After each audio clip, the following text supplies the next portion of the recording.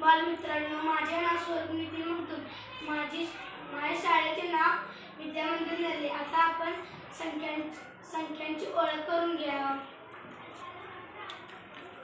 10. एक दशक म्हणजे 10. 1.5 एकक म्हणजे 15.